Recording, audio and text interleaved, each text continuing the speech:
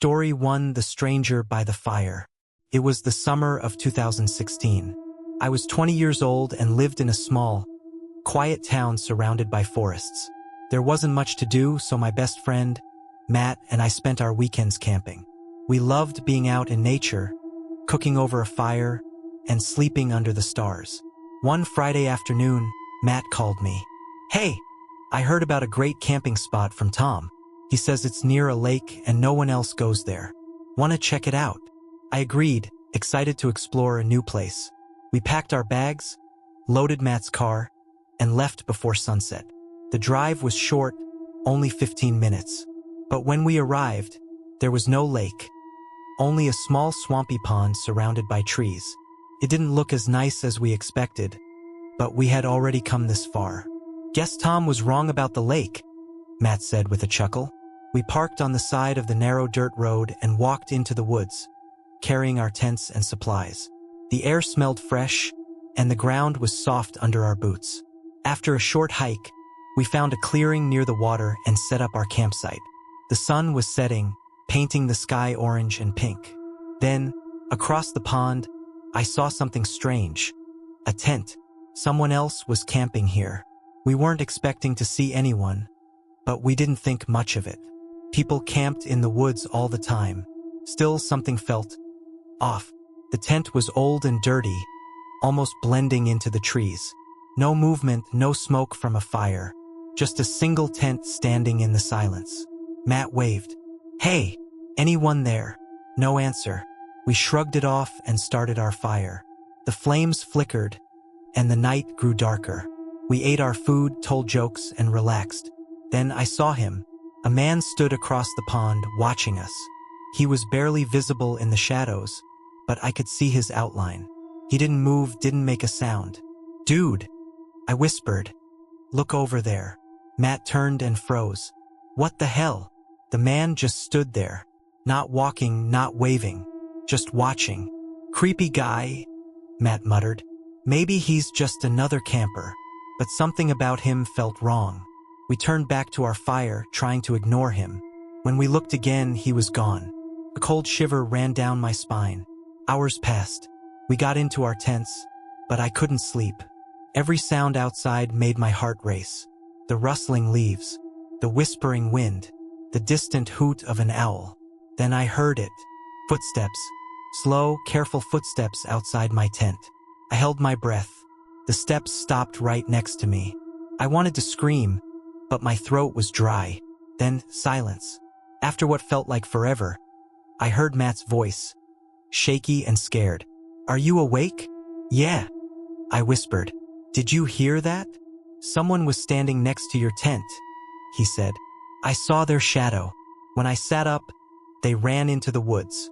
My stomach twisted. "We need to leave." We grabbed our things in a hurry, but we were too scared to go into the dark forest. So we stayed by the fire until the sun rose.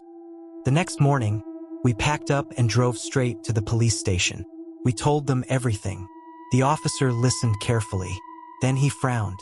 "Are you sure about that tent?" he asked. "Yeah," Matt said. "Why?" The officer sighed. "That tent belonged to a man who went missing last year. We found it abandoned, but we never found him." My blood turned to ice. "But we saw someone," I whispered. The officer nodded. "That's the problem. Whoever you saw wasn't him." A chill ran down my spine. Who had been watching us? And what would have happened if we had stayed another night? I didn't want to find out. Story 2: The House at the End.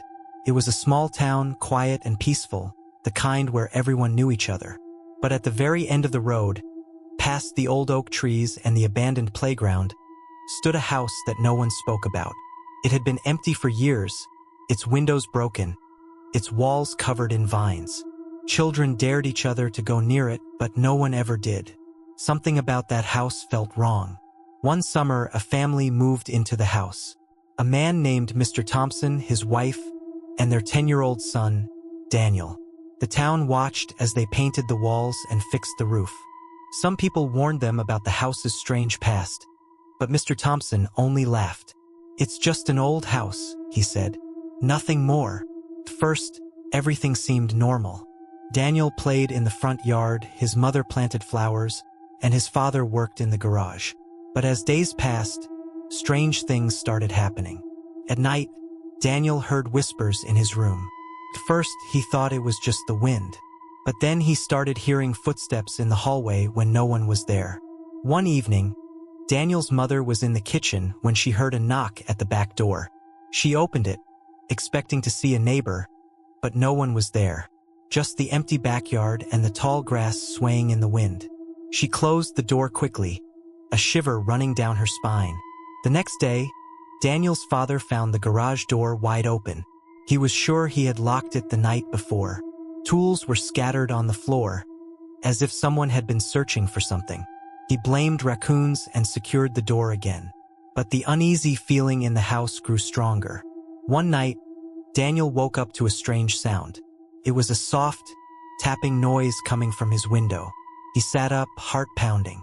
The moonlight shone through the glass, casting shadows on the floor. Slowly, he walked to the window and looked outside. A woman stood in the yard. She wore a long, dark dress, her hair hanging over her face. She didn't move. She just stood there, staring up at his window. Daniel gasped and stumbled backward. When he looked again, she was gone. Daniel told his parents the next morning, but they didn't believe him. His mother stroked his hair and said, "You had a bad dream, sweetheart. That's all." But Daniel knew it wasn't a dream. That night, his mother heard something too. A soft humming sound, like a lullaby, came from the hallway. She grabbed a flashlight and stepped outside her room. The hallway was empty, but the sound continued. She followed it, her heart pounding, until she reached the attic door. The humming stopped. The attic had always been locked, but now the door was slightly open. With shaking hands, she pushed it wider and shone her flashlight inside. The beam of light landed on an old rocking chair. It creaked slowly, as if someone had just been sitting there. On the floor, a dusty doll lay on its side, its glass eyes staring up at her. She slammed the door and ran back to bed, holding her husband tightly. "Something is wrong with this house," she whispered. "We need to leave." The next day, they packed their bags. But as they loaded the car, Daniel's father realized something. The keys were missing. They searched everywhere, but they were gone. Then Daniel screamed. His parents ran to him. He stood in front of the house, pointing at the upstairs window. "She's there," he cried. "She's watching us." His parents looked up. For a second, they saw her too. A pale woman with dark eyes staring down at them. Then she vanished. That was enough. They left everything behind and ran. A neighbor later found their car keys on the front porch, placed neatly on the doormat. The house remains empty to this day. The townspeople say they still see a woman in the window, waiting, watching, and sometimes, late at night, you can hear a soft humming drifting through the air. Story 3: The Mysterious House at the End of the Street. It was a quiet town, the kind where everyone knew each other.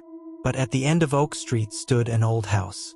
No one lived there and no one dared to go near it. The children in the neighborhood believed it was haunted. One evening, a new family moved into town. They were the Parkers, Mr. and Mrs. Parker, and their 10-year-old son, Tommy. They had no idea about the stories surrounding the house. When they asked the neighbors, they only got nervous looks and whispers. Curious and brave, Tommy decided to find out the truth. He watched the house from his window every night, hoping to see something unusual. But nothing happened until one stormy night. The wind howled, and the rain poured heavily. Tommy couldn't sleep, so he stared at the house. Suddenly, a dim light flickered in one of the windows. His heart raced. "Is someone in there?" he thought. The next morning, he told his parents, but they dismissed it. "It was probably your imagination, Tommy," his mother said. But Tommy wasn't convinced. That afternoon, he gathered his courage and walked up to the house. The door was slightly open. His hands trembled as he pushed it wider. The air inside smelled of dust and old wood. The furniture was covered in white sheets, and cobwebs hung from the ceiling. As he stepped inside, the floor creaked loudly. Suddenly, he heard a noise, a soft whisper. "Hello?" he called out. No answer. He took another step. A shadow moved across the hallway. Tommy's heart pounded. He wanted to run, but curiosity kept him still. He followed the shadow and entered a small room. There, sitting in an old rocking chair, was an old man with tired eyes. Who are you? Tommy asked, his voice shaking. The man smiled gently. I used to live here a long time ago, he said. My name is Mr. Johnson. Tommy was confused. But everyone says this house is haunted. Mr. Johnson chuckled. People fear what they don't understand. I left this town years ago and recently returned. I have nowhere else to go, so I stay here. Tommy felt sad for the old man. He wasn't a ghost, just someone forgotten by the world. The next day, Tommy told his parents about Mr. Johnson.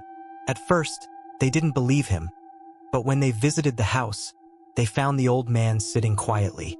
Mr. Parker recognized him immediately. You used to be my school teacher. Word spread quickly, and soon the whole town knew the truth. Mr. Johnson had been a beloved teacher, but after his wife passed away, he had left town. Now he had returned with no family, no home, and no one to care for him. The townspeople came together to help Mr. Johnson. They cleaned the old house, brought him food, and made him feel welcome again. The fear of the haunted house disappeared, and it became a warm place filled with laughter and stories. Tommy felt proud. He had uncovered the truth and helped someone in need. From that day on, he visited Mr. Johnson every afternoon, listening to his stories and learning valuable lessons. The mysterious house at the end of the street was no longer a place of fear, but a place of kindness and friendship.